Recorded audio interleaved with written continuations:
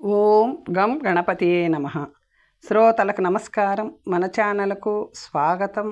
శ్రీ స్కాంద మహాపురాణం బ్రహ్మఖండం 8వ భాగం. రామకుండ తీర్థ ప్రశంస. ధర్మరాజు అసత్యదోష నివారణ వృత్తాంతం. శ్రీ సూతులు ఇట్లు అనిరి: మానవుడు ఈ అగస్త్య తీర్థమునందు స్నానం చేసిన తరువాత పాప విముక్తి కొరకు పుణ్యప్రదమైన రామగుండమునకు వెళ్ళవలేను. రఘునాథ సరస్సు పుణ్యప్రదం, పాపనాశకం. రఘునాథ సరస్సు తీరమునందు అల్పదక్షిణలతో యజ్ఞము చేసినను సంపూర్ణ ఫలమును ఇచ్చును. స్వాధ్యాయ జపములు కూడా అల్పములైనను పూర్ణ ఫలమును ఇచ్చును. రఘునాథ సరస్తీరమునందు పిడికెడు మాత్రమైనను వేదము తెలుసుకొనిన వారికి దానము చేసిన అది అనంత ఫలమును ఇచ్చును. ఓ మునులారా, ఈ రామతీర్థమును గూర్చి చెప్పుచున్నాను. ఈ ఇతిహాసము పుణ్యప్రదము, పాతకనాశకము. సుతీక్షణుడు అను పేరుగల బ్రాహ్మణుడు, ముని మనోనిగ్రహము కలవాడు, అగస్త్యునికు శిష్యుడు, రామపాద చింతకుడు రామచంద్ర సరస్థీరమునందు చాలా కఠినమైన తపస్సును ఆచరించినాడు. రామచంద్రుడు అధిదేవతగా గల షడక్షర మంత్రమును జపించుచు ప్రతిరోజు 5000 సార్లు జాగ్రత్తగా ఆ మంత్రరాజమును జపించుచు రఘునాథ సరోజలంలో స్నానము చేయుచు భిక్షారమును భుజించుచు నియత ఆహారపరుడై క్రోధమును జయించి ఇంద్రియములను జయించి సుతీక్షుడు చాలా కాలము ఉండెను. ఆ ముని ఎల్లప్పుడూ హృదయములో రాముని ధ్యానించుచు పూర్వకముగా సీతతో కూడిన రాముని సంతుష్టి పరిచెను. ఈ విధముగా సుతీక్షుడు జానకీ భర్తను స్తుతించెను. జానకీనాథ నమస్సులు. హనుమత్ ప్రియ నీకు నమస్కారములు. కౌశికముని యాగరక్షణలో దీక్షితుడ నమస్సులు. కౌసల్యాతనయ విశ్వామిత్రునకు ప్రేమపాత్రుడు నమస్కారం. ప్రేమపాత్రుడా నమస్కారం. శివుని ధనస్సు విరిచినవాడా, దేవతలతో సేవించబడినవాడా నీకు నమస్కారం. మారీచుని సంహరించినవాడా, రాజశ్రేష్ఠ తాటకును సంహరించినవాడా, కబంధ శత్రువు దశరథ కుమార ఓ విష్ణు నీకు నమస్కారం. జామదగ్నిని జయించినవాడా, కరుని సంహరించినవాడా నీకు నమస్కారం. సుగ్రీవనాథ వాలి సంహార నీకు నమస్కారం. విభీషణుని భయమును హరించినవాడా, మలములను హరించేవాడా నీకు నమస్కారం. అహల్య దుఃఖమును తొలగించినవాడా, భరతుని అగ్రజ నీకు నమస్కారం. సముద్ర గర్వమును హరించినవాడా, సేతువును నిర్మించినవాడా, తారక బ్రహ్మ లక్ష్మణాగ్రజ నీకు నమస్కారం. రాక్షసులను సంహరించిన రావణుని మర్దించిన నీకు నమస్కారం. కోదండధారి అన్ని రకముల రక్షణనిచ్చువాడా నీకు నమస్కారం. ఇట్లు రాత్రింబగళ్ళు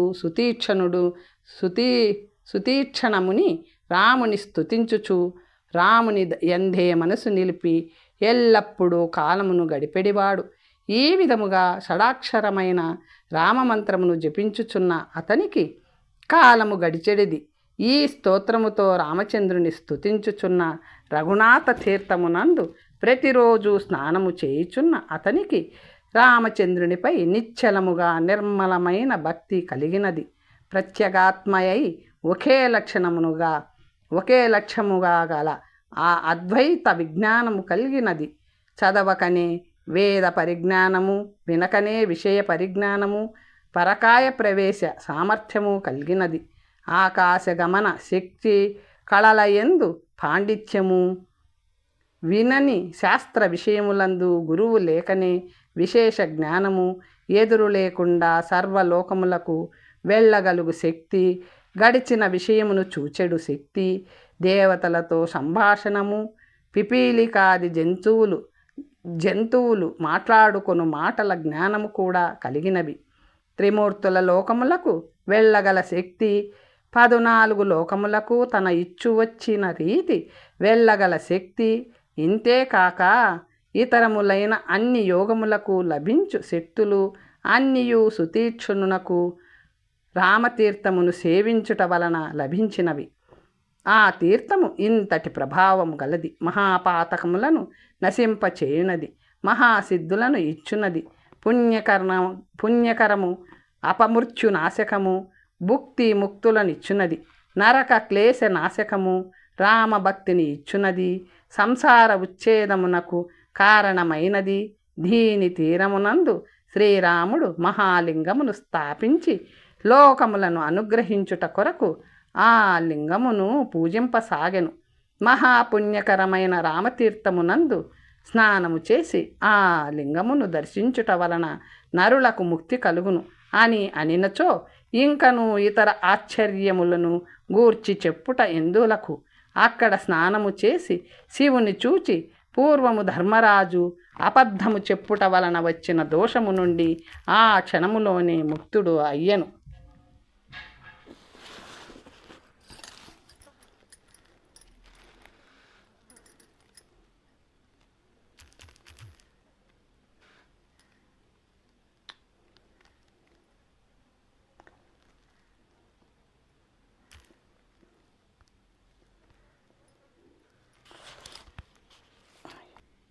ఓ సూతపుత్ర, ధర్మజుడు ఏ కారణము వలన అబద్ధము చెప్పెను, ఆ దోషశాంతి కొరకు అతడు ఎక్కడ స్నానము చేసెను అని ప్రశ్నింపగా శ్రీ సూతులు మోసముగా ధర్మజ్ఞుడు యుద్ధమునందు అబద్ధము చెప్పిన విషయమును రామతీర్థములో అది నష్టమగుటను మీకు చెప్పెదను ఋషులారా అనెను. పాండవులైన ధర్మపుత్రాదులు, ధృతరాష్ట్రపుత్రులు, దుర్యోధనాదులు పరస్పరము రాజ్యము కొరకు మహావైరమును పొంది గొప్ప సేనతో కురుక్షేత్రమునకు వచ్చి యుద్ధభూమిలో వెనకడుగు వేయకుండా యుద్ధము చేసిరి.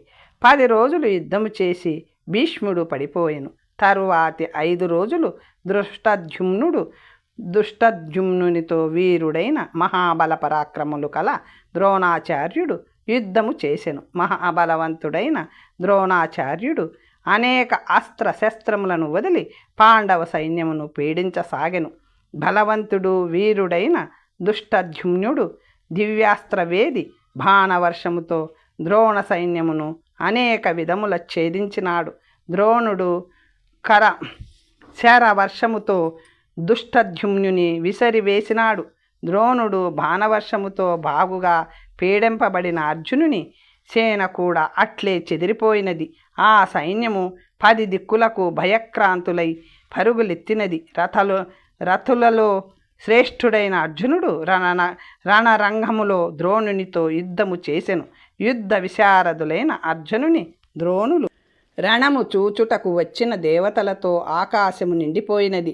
ద్రోణార్జునుల యుద్ధమునకు పోల్చదగినది ఈ భూమిపై లేదు. కోపముతో కూడిన గురు శిష్యులకు యుద్ధమైనది. ద్రోణార్జున యుద్ధమే.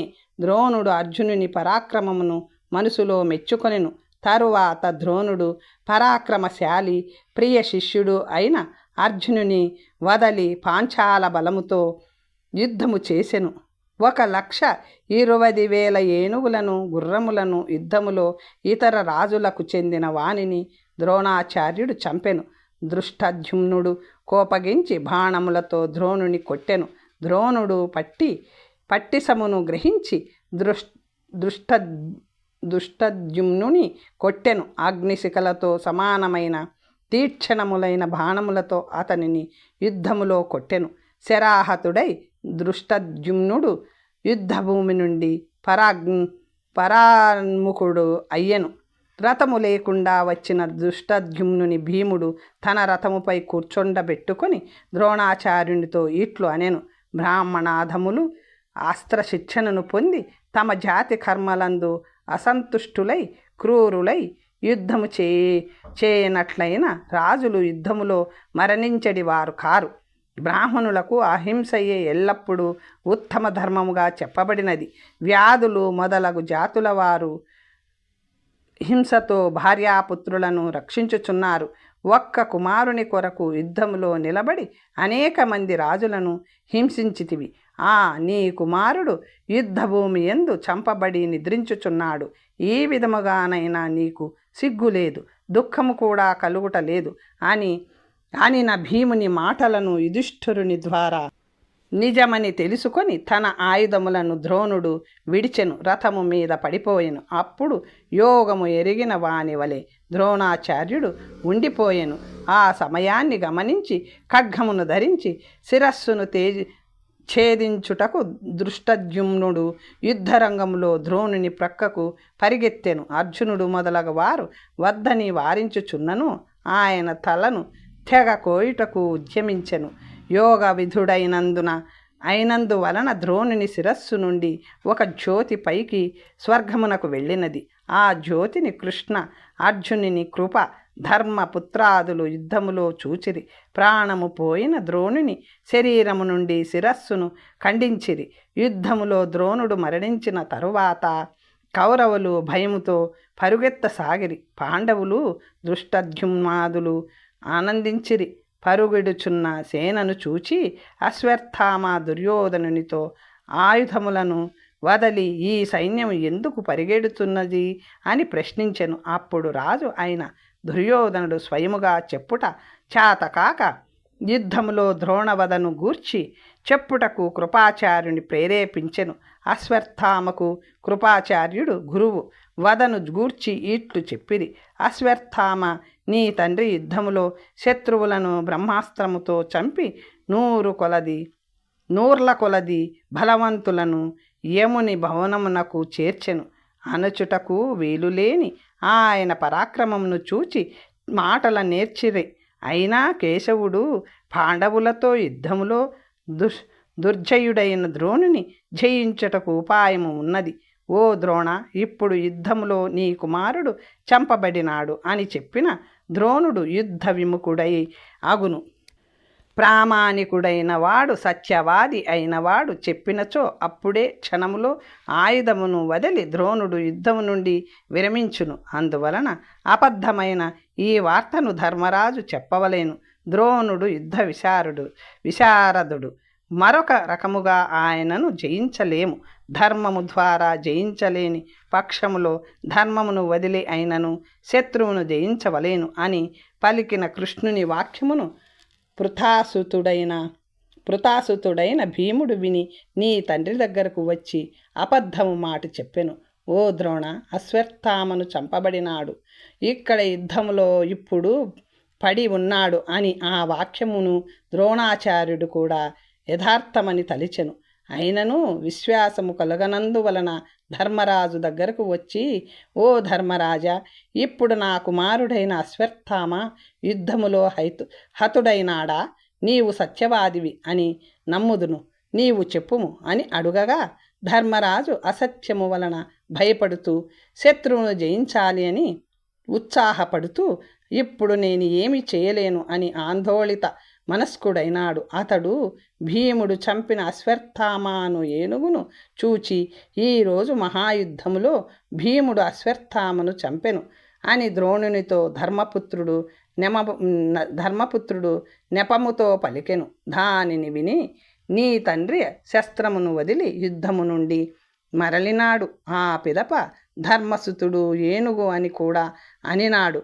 ఇంతకు ముందే ద్రోణుడు నేను వదిలిన శస్త్రమును తిరిగి గ్రహించెను అని ప్రతిజ్ఞ చేసెను కదా. ప్రతిజ్ఞాభంగము అగునును. భయముతో నీ తండ్రి శస్త్రము స్వీకరించలేదు. అప్పుడు నీ తండ్రి దృష్టద్యుమ్నుని చూచి తన మృత్యువుగా భావించి యోగవిధుడే అగుటచే ప్రాయోపవేశముతో రథముపైననే ఉండి ప్రాణములను నిర్బంధించి సమాధి యందు నిలచి నిద్రించెను. క్షణములో మాట వెడలు మార్గము నుండి తలను ఛేదించుకొని ఆయన ప్రాణములు దేహము నుండి వెడలిపోయినవి. అప్పుడు చనిపోయిన ద్రోణుని శిరస్సును కేశములను చేతబట్టి, ఇంతకుముందే ద్రోణుడు నేను వదిలిన శస్త్రమును తిరిగి గ్రహించను అని ప్రతిజ్ఞ చేసెను కదా. ప్రతిజ్ఞాభంగము అవునని భయముతో నీ తండ్రి శస్త్రము స్వీకరించలేదు. అప్పుడు నీ తండ్రి దుష్టద్యుమ్నుని చూచి తన మృత్యువుగా భావించి యోగవిధుడై అవుటచే ప్రాయోపవేశముతో రథముపైననే ఉండి ప్రాణములను నిర్బంధించి సమాధి ఎందు నిలిచి నిద్రించెను. క్షణములో మాట వెడలు మార్గము నుండి తలను ఛేదించుకొని ఆయన ప్రాణములు దేహము నుండి వెడలిపోయినవి. అప్పుడు చనిపోయిన ద్రోణుని శిరస్సును కేశములను చేతబట్టి యుద్ధములో దుష్టద్యుమ్నుడు ఖడ్గముతో ఖండించెను. పార్థుడు మొదలగు వారు సైనికులు అందరూ చంపవలదు అని అనిరి. అయినను అందరూ వారించుచున్నను నీ తండ్రిని పక్కన నుండి చంపెను. శ్రీ సూతులు ఇట్లు అనిరి. తండ్రి చనిపోయిరని వినిన అశ్వత్థామ చాలాసేపు ఏడ్చి కోపముతో మండిపోవచ్చు అబద్ధమాడి శస్త్రము వదులునట్లుగా నా తండ్రిని చేసిన ఆ పార్థుని ఇతర పాండవులను మోసముతో శస్త్రము వదిలిన నా తండ్రి శిరమును వెంట్రుకలను పట్టుకొని ఖండించెను. ఆ వెన్నుపోటుదారుని నేను త్వరలోనే చంపగలను. కృష్ణునితో సహా పాండవులు అందరూ నా పరాక్రమమును చూడగలరు అని అశ్వత్థామ అక్కడ భయంకరమైన ప్రతిజ్ఞ చేసెను. సూర్యుడు అస్తమించిన తరువాత రాజులు అందరూ వెడలిపోయిరి. ద్రోణుడు చంపబడిన తరువాత 2 వర్గముల రాజులు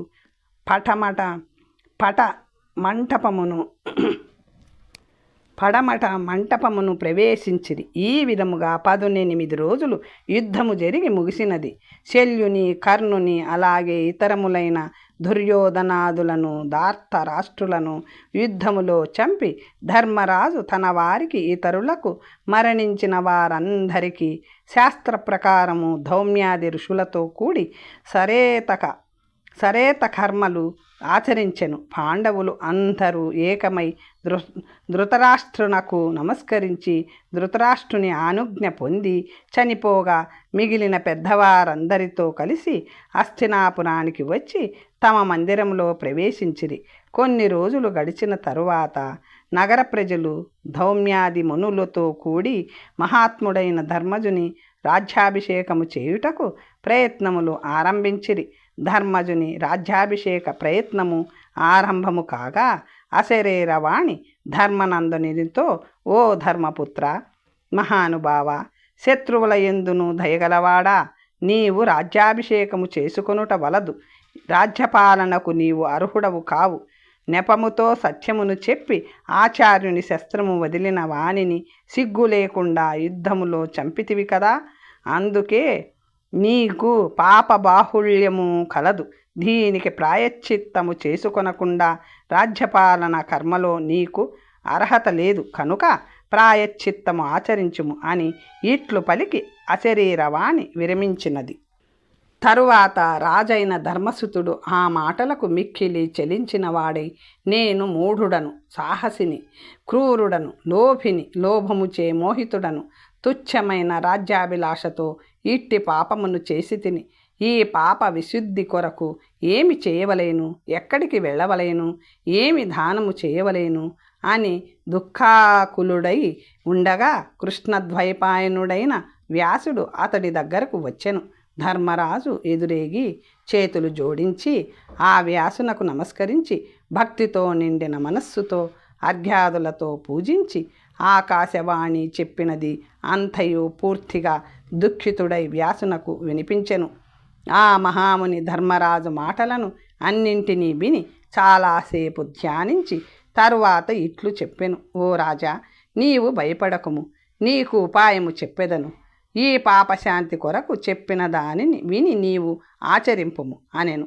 అందుకు యుధిష్ఠిరుడు, ఇప్పుడు దానిని త్వరగా చెప్పవలేను, దాని వలన నా పాపము నశించనిమ్ము అని అనగా వ్యాసుడు, ఓ యుధిష్ఠిర, దక్షిణ సముద్రమునందు సేతు ఎందు, గంధమాదన పర్వతమునందు రామసేతువు ఎందు రామతీర్థము అని ప్రసిద్ధమైన మహాపాతకములను నశింపచేయు పుణ్య సరస్సు కలదు. దానిని దర్శించుకొనిన మాత్రముననే కోట్ల కొలది మహాపాతకములు నశించును. సూర్యోదయమునందు చీకట్లు నశించినట్లు స్వయముగా రాముడు నిర్మించిన రామతీర్థమును దర్శించినంత మాత్రమున వెంటనే బ్రహ్మహత్య యొక్క పాపము కూడా నశించును. అనుమానము లేదు. ముక్తిని ఇచ్చు ఆ రామతీర్థమునకు వెళ్ళి స్నానము చేయము. నీకు పాపశుద్ధి జరుగగలదు. రాజ్య రక్షార్హత కూడా కలుగును. దాని తీర్థమందు గో భూమి తిల వస్త్రములను దానము చేయుము. సువర్ణ రజితములు దానము కూడా చేయుము. ఈ పాపముల నుండి నీకు త్వరగా శుద్ధి లభించును అని ఉపదేశించెను. ఓ ద్విజోత్తములారా, వ్యాసుడు ధర్మపుత్రునితో ఈ విధముగా చెప్పిన తరువాత వెంటనే ధౌమ్యునితో తమ్ములతో కూడి కలిసి రాజ్యములో సహదేవుని ఉంచి వాహనము లేకుండా ధర్మరాజు రామసేతువునకు బయలుదేరెను.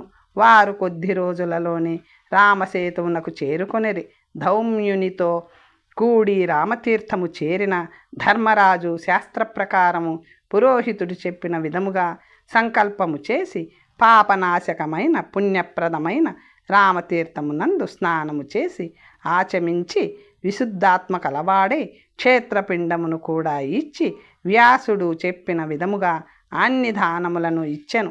ఆహారము లేక నెల రోజులు ఆ ధర్మరాజు అచ్చట స్నానము చేసెను. ప్రతిదినము విత్తలోభము లేకుండునట్లు దానము చేసెను. 1 నెల రోజులు గడిచిన తరువాత ఒకరోజు తిరిగి అశరీరవాణి ధర్మాత్ముజునితో, ఓ రాజా, నీ పాపమంతయును నశించిపోయినది. నెపము వలన అసత్యపు మాట వలన ఆచార్యుని వదచే చచ్చిన పూర్వపు నీ దోషము నశించిపోయినది. రాజా, నీ నగరముకు పొమ్ము, పోయి రాజ్యమును పాలింపుము. నీకు రాజ్య రక్షార్హత ఉన్నది. నీవు అభిషక్తుడవు కమ్ము అని పలికి విరమించినది. తరువాత ధర్మాత్మజుడు సంతుష్టుడై ఆ దిక్కునకు ఆ అశరీరవాణికి నమస్కరించి అనుజులతో కూడి సంతుష్టమైన మనస్సుతో హస్తినాపురికి బయలుదేరి రాజ్యమునందు అభిషక్తుడై భూమిని పరిపాలించసాగెను. ఈ విధముగా ధర్మాత్మజుడు రామతీర్థములో మునిగినందువలన పాపములన్నీను పోయి విశుద్ధాత్ముడై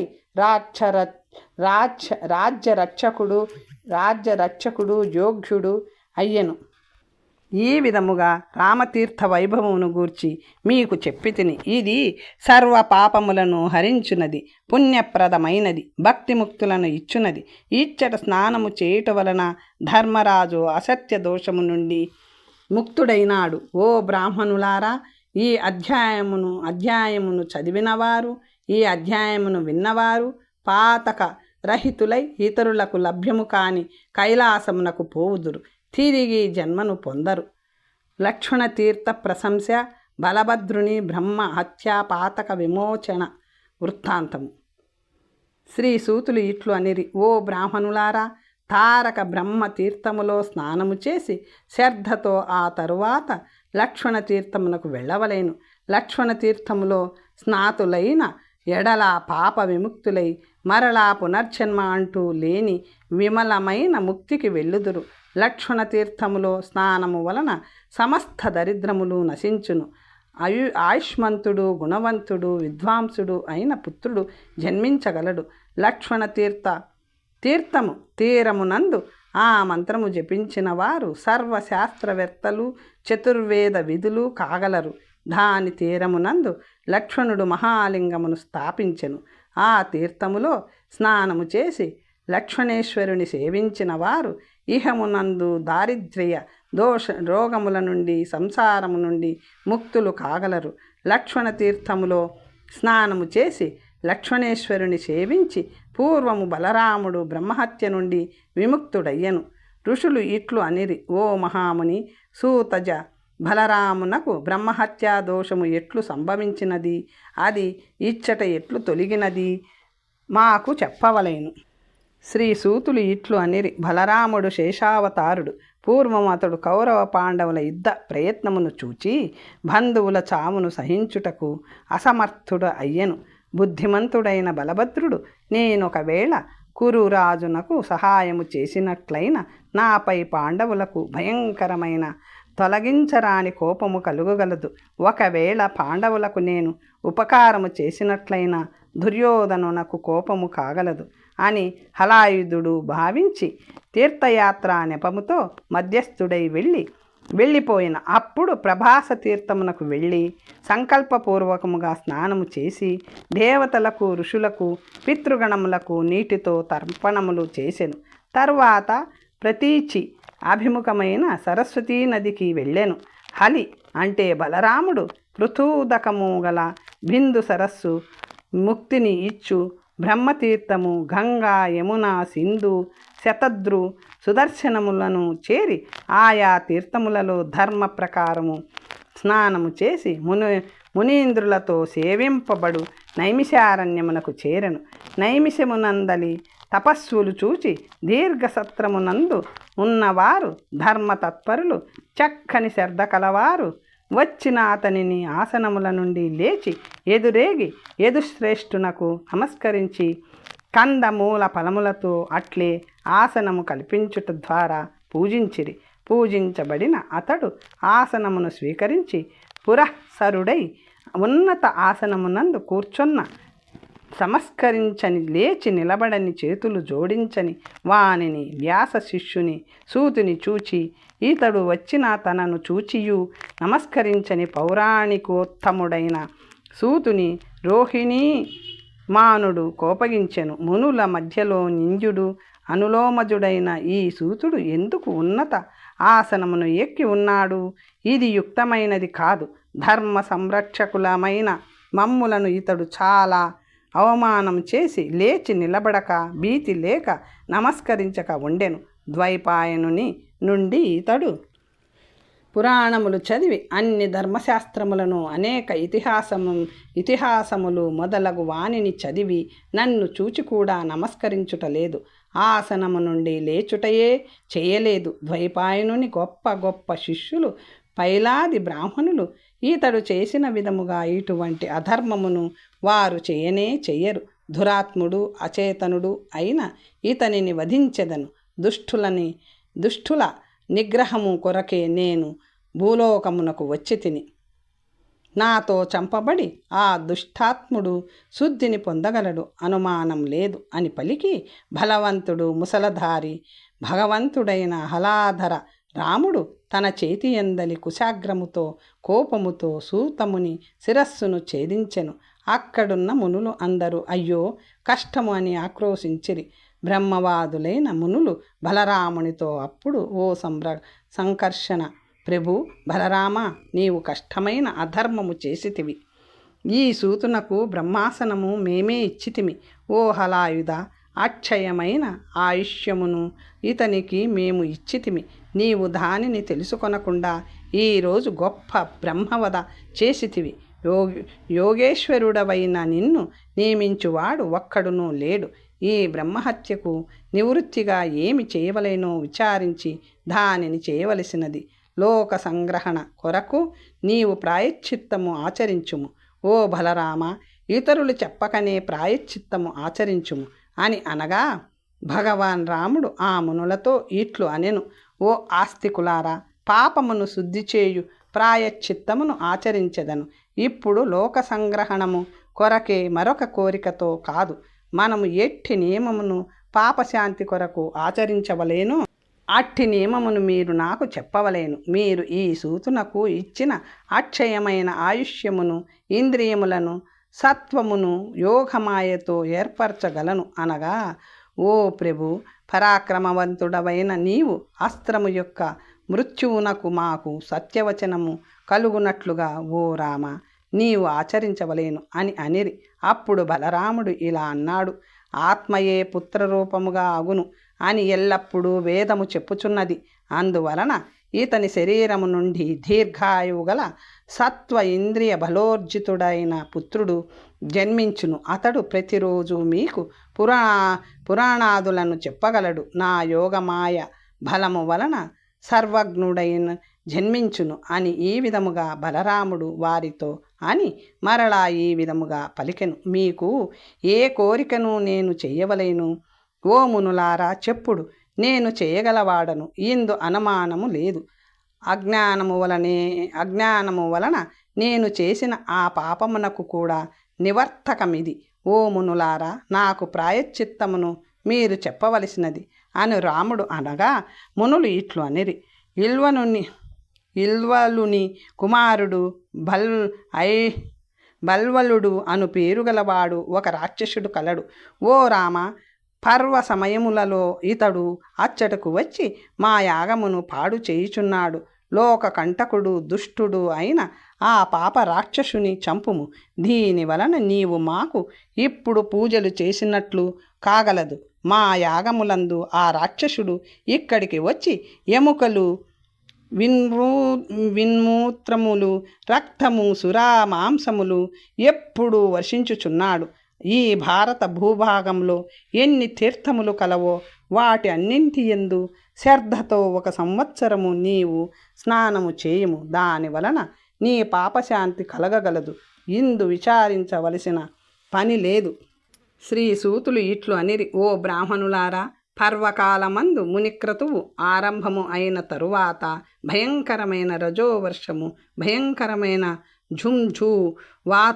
ఝుంఝువాతము, పూయారక్తములు వర్షము కలిగినది. విష్టమయమైన వర్షములు బల్వలుడు కలిగించెను. యజ్ఞశాల యందు క్షణములో శూలము చేత ధరించిన రాక్షసుని మహాబల పరాక్రమవంతుని బలభద్రుడు చూచెను.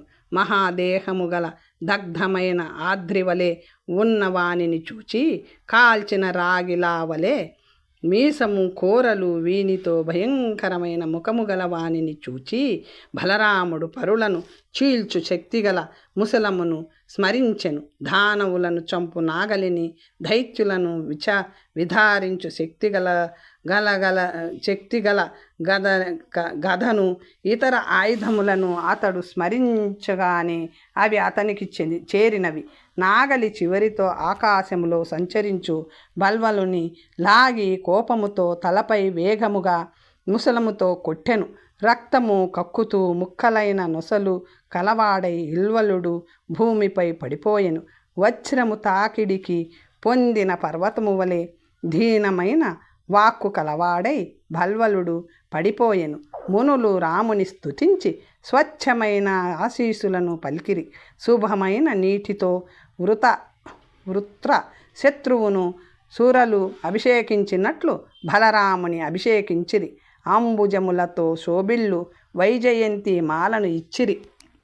మాధవునకు శుభప్రదమైన వస్త్రములు, భూషణములను ఇచ్చెను. వానిని అన్నింటినీ ధరించి బలవంతుడైన రోహిణేయుడు పుష్పించిన వృక్షములతో కూడిన కైలాస పర్వతము వలె ఉండెను. ఓ బ్రాహ్మణులారా, మునులతో అనుజ్ఞ పొంది అన్ని తీర్థములందు నియమాచారములతో కూడి 1 సంవత్సరము తిరుగుచు స్నానము చేసెను. తరువాత సంవత్సర కాలము నిండిన తరువాత కాలింది భేదనుడైన బలరాముడు తీర్థయాత్రను సమాప్తి చేసి తన నగరమునకు వెళ్ళుటకు ప్రారంభించెను. అంతట నల్లగా ఉన్న తన వెనుక అనుసరించి వచ్చుచున్నది, కృషించినది, గట్టిగా అరుచుచున్నది ఆగు నీడను బలదేవుడు చూసెను. తరువాత ఆకాశము నుండి వినిపించుచున్న మాటలను వినెను. తెల్లని కాంతి గలవాడా రోహిణేయ రామా, ఓ రోహిణీ సుతా